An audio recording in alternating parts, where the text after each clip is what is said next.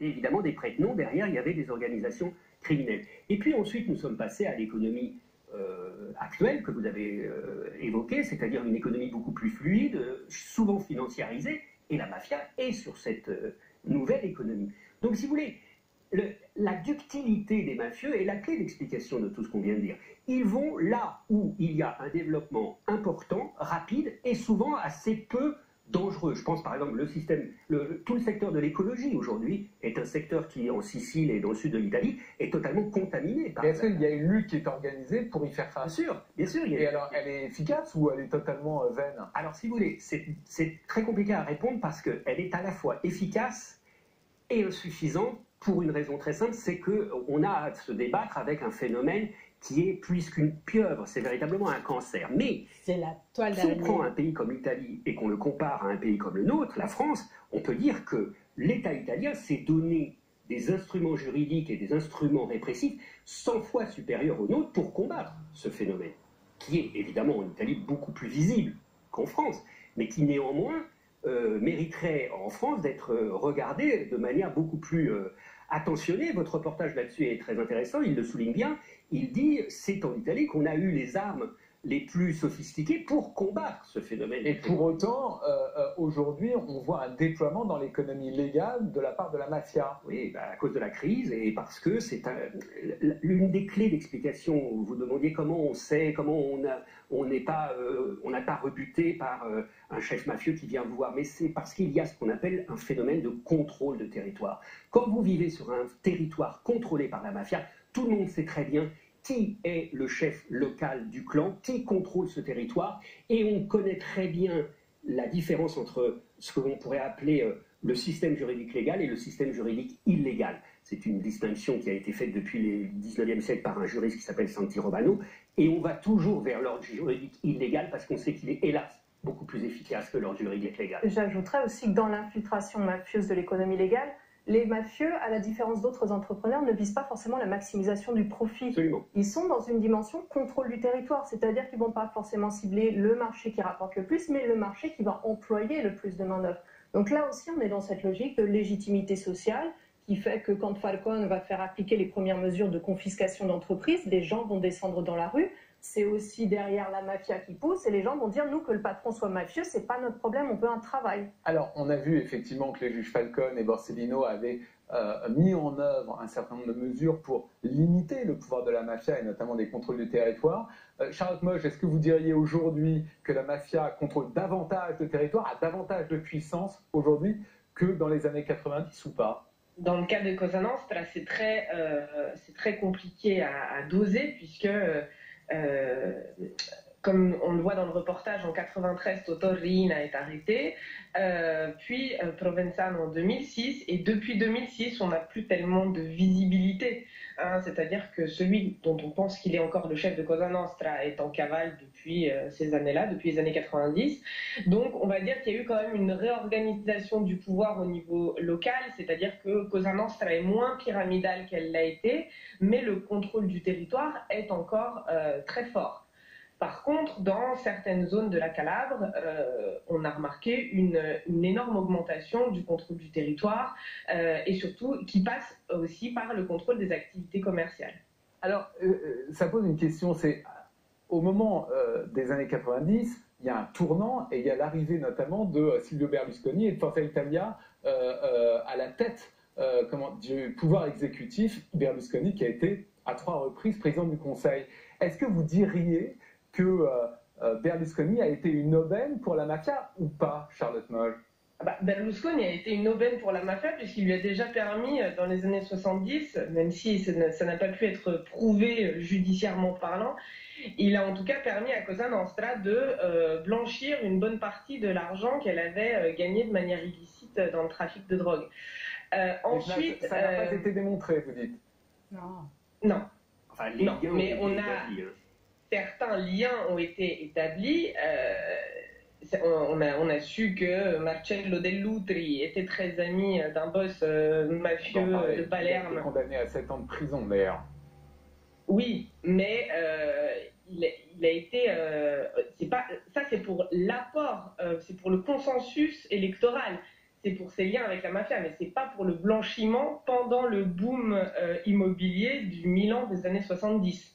Et c'est ça qui a fait la fortune de Silvio Berlusconi. Alors, donc, là, vous parliez de Silvio Berlusconi quand il était entrepreneur. Mais au moment où il arrive au pouvoir, et dans les années Berlusconi, au moment où il est au pouvoir, est-ce que c'est un impact positif pour la mafia ou pas? Alors là, les historiens sont obligés de se débattre avec ce qu'on appelle une vérité judiciaire, qui est assez problématique, puisqu'il a été décidé en cassation, donc c'est-à-dire une vérité judiciaire définitive, que le lien entre Berlusconi, enfin que le lien entre Dell'Utri et la mafia, mais Dell'Utri agissant pour Berlusconi, qui était le co-fondateur de Forza Italia. C'est le numéro 2 de Forza Italia et de Berlusconi. Le créateur de Forza Italia et le numéro 2 du groupe Berlusconi Fininvest. Il a été dit par la justice qu'on ne pouvait plus démontrer au-delà de 92, on comprendra pourquoi, les liens entre Dell'Utri et la mafia. Bon, ça paraît assez bizarre que des liens qui étaient très étroits de 1974 à 1992, tout d'un coup cesse à partir du moment où Silvio Berlusconi... Et pourquoi les magistrats diraient ça? Parce qu'il était difficile de dire que l'adjoint du président du Conseil est véritablement en lien étroit corrompu avec la mafia. Imaginez ce qui pourrait se dire en France si on avait ce genre de révélation. Donc je pense que c'est une décision qui a des raisons diplomatiques et politiques. Et politiques, évidemment, qu'on peut comprendre. Néanmoins, pour essayer d'introduire un peu de complexité, est-ce que Berlusconi a été autant utile qu'on le pense à la mafia? C'est contestable, parce que finalement, il n'est pas parvenu à nommer au ministère de la Justice son propre avocat Previti, parce que le président de la République s'y est opposé vigoureusement. Et qu'est-ce qu'il avait fait, ce fameux... Il a été ensuite condamné pour corruption et autres, mais surtout parce qu'il était... entendu que si on nommait Previti au ministère de la Justice, ça ne serait pas en effet pour rendre la vie plus compliquée d'un certain nombre de boss. Et le président de la République, c'est pour ça que je reviens sur cette idée que ce n'est pas toujours l'État dans un sens... Non, mais des membres de l'État. Non, mais Oscar Luigi Alfaro, c'est très important à dire, s'est opposé vigoureusement à Berlusconi et il n'a pas pu le nommer Previti comme ministre de la Justice, il l'a finalement mis à la défense. Et Berlusconi n'est pas revenu sur l'article 41 bis qui permet de... Alors je comprends bien ce que vous voulez dire sur les limitations de Berlusconi, mais pour autant, pour la mafia, ça a été plutôt des années intéressantes ou pas, des années où Berlusconi était président du Conseil? Économiquement, oui, mais parce que justement la mafia... D'une certaine façon, la période des attentats contre les juges Falcone et Borsellino, puis les attentats à Milan ou Florence, c'est pas la vraie mafia. Ça a été des épisodes d'anomalie mafieuse. La mafia, elle est présente depuis le 19e siècle et elle est présente, comme Jacques le disait, dans la sphère légale. C'est pas le brigand qui est au banc de la société. Ils sont présents, ils sont là, ils manipulent, ils orientent, ils prélèvent des commissions sur les échanges qui se font, ils infiltrent plus directement quand ils le peuvent. Et économiquement, il n'y a pas eu d'entrave pendant ces années-là pour se développer, pour investir de nouveaux secteurs. Et il y a une diversification des secteurs pris pour cible par la mafia qui est assez impressionnante et une remontée sur des territoires a priori qu'on pensait indemnes. Ça veut dire, Charlotte Moche, qu'on a lâché du lest à ce moment-là contre les mafias? C'est pas généralement contre les mafias, c'est que Berlusconi a été connu pour avoir fait des lois qui l'ont lui-même avantagé. Il a dépénalisé le faux bilan, il a autorisé le retour de capitaux de l'étranger de manière anonyme. Tout ça, même si ça l'a servi lui aussi, ça a surtout beaucoup profité aux organisations mafieuses. Alors, et surtout, il a écourté un certain nombre de prescriptions en fonction des délits, et ce qui a permis aussi d'écourter un certain nombre de procès, dont les siens, mais pas que. Alors, aujourd'hui, la mafia, elle est évidemment, ou les mafias sont évidemment en Italie, mais elle se déploie dans un monde globalisé, au-delà des frontières italiennes, et notamment à l'ère du digital. Charlotte Moche, comment aujourd'hui les mafias renforcent-elles leur puissance en Europe, peut-être même chez nous? Elles renforcent leur puissance en investissant justement dans l'économie légale, en investissant dans le patrimoine, dans le bâtiment, dans les grandes capitales européennes. En France, à Paris par exemple?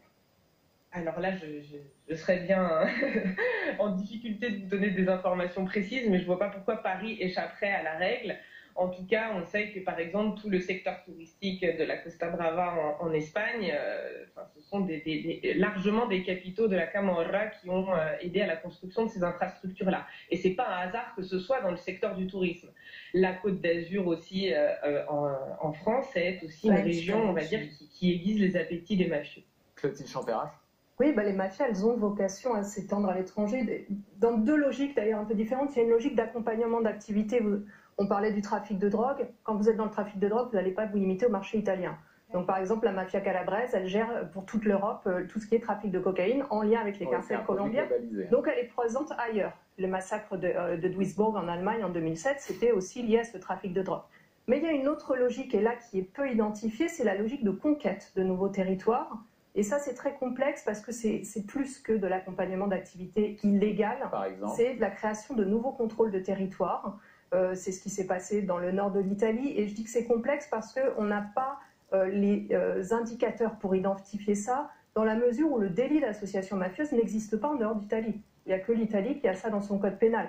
Or, le délit d'association mafieuse, ça indique justement cette présence dans le légal, ça indique aussi la perturbation des votes aux élections pour des mandats locaux. Mais si on regarde sur la longue période, dans les années 50, il y a quand même eu l'affaire du groupe Siderno, qui impliquait la mafia calabraise au Canada, en Australie. Rapidement, Jacques de Saint-Victor, la façon avec laquelle la mafia se déploie au-delà des frontières italiennes, et peut-être même en France, ça prend quelle manifestation ? C'est ce que venait de dire Clotilde, ça peut avoir plusieurs aspects. Ce que je pense qu'il ne faut pas tomber dans le fantasme de la mafia arrive en France et contrôle les territoires à la mode du contrôle qu'elle exerce en Italie. Clotilde citait l'implantation par exemple dans le nord de l'Italie, à Bucinasco ou dans la région de Turin, a été quand même assez bien étudiée parce que justement, en effet, les Italiens ont dans leur code pénal la possibilité de définir ce qu'on appelle le délit d'association mafieuse, ce qui n'est pas le cas chez nous. Mais n'oublions pas que nous avons aussi nos propres organisations criminelles qui ne cherchent pas nécessairement à donner aux mafias une forte place sur des territoires qu'elles contrôlent elles-mêmes. Il y a eu par exemple une affaire très célèbre du contrôle d'une île au large de la Corse entre la mafia sicilienne et en lien avec les Italiens et les Quel était le nom de l'île ?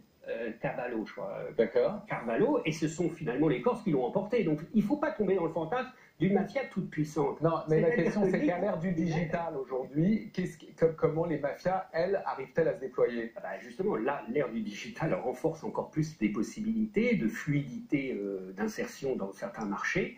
Mais moi, et comme lesquels, par exemple ? Je pense l'élément le marché le plus important qui a été infiltré à une certaine époque, c'était les marchés financiers, les marchés boursiers. Depuis quand même la crise des subprimes, c'est plus difficile parce que les traces la traçabilité de l'argent est plus forte. Maintenant, je vous le dis, en ce qui concerne les mafias stricto sensu, c'est surtout des nouveaux marchés, comme par exemple les marchés écologiques, les éoliennes, le marché de la santé, qui reste un marché quand même encore très infiltré parce qu'il y a beaucoup d'argent et l'État ne peut pas complètement se désintéresser de ces marchés. En gros, ça veut dire qu'on blanchit de l'argent avec une démarche qui est d'opportunité d'investissement. Il y a les deux, il y a de l'accompagnement, mais parfois aussi, quand on sent qu'il y a une possibilité de manipuler des élections, mais encore une fois, c'est du local, c'est pas l'État, on ne va pas infiltrer l'État allemand, mais à Duisburg, c'était l'accompagnement de la drogue, il y avait derrière des restaurants, parce que ça permet d'accéder aux consommateurs, et puis on s'est aperçu quand même qu'il y avait des gens qui avaient été affiliés, qui avaient fait tout le rite d'initiation mafieuse sur le territoire allemand. Là, on passe à une dimension supérieure. Quand je parlais du groupe Siderno, il y a tentative de manipulation des élections locales. Mais quand vous dites il y a des restaurants, etc., ça veut dire quoi concrètement ? Pardonnez-moi, juste pour suivre votre le restaurant, c'est quelque chose d'assez idéal pour faire de la couverture, du blanchiment, de la distribution de produits illégaux. Donc c'est un des secteurs qui est infiltré en premier. Pour conclure, Charlotte Moge, est-ce que ça veut dire que la mafia a vocation à avoir toujours un temps d'avance sur les États et les institutions ? Alors écoutez, j'aimerais vous dire que non. Le fait est qu'ils sont effectivement toujours, on va dire qu'ils ont toujours un coup d'avance. Là, en ce moment, on se rend compte en Italie que, par exemple, ils ont infiltré des appels d'offres pour la fourniture en équipements médicaux, hein, donc les masques, les blouses, les surblouses qui manquaient cruellement dans les hôpitaux. Et maintenant, la magistrature enquête sur le traitement des déchets infectés dans les hôpitaux de Lombardie. Donc, on voit qu'ils arrivent à... C'est très mouvant, donc ils arrivent à s'adapter, à développer de nouvelles activités pour faire du profit et pour s'insérer dans l'économie légale. Merci infiniment pour ces propos très éclairants. Merci d'avoir participé à cette émission. Cette émission est donc maintenant terminée. Vous pouvez nous retrouver sur Twitter avec le hashtag Débadoc. Bonsoir.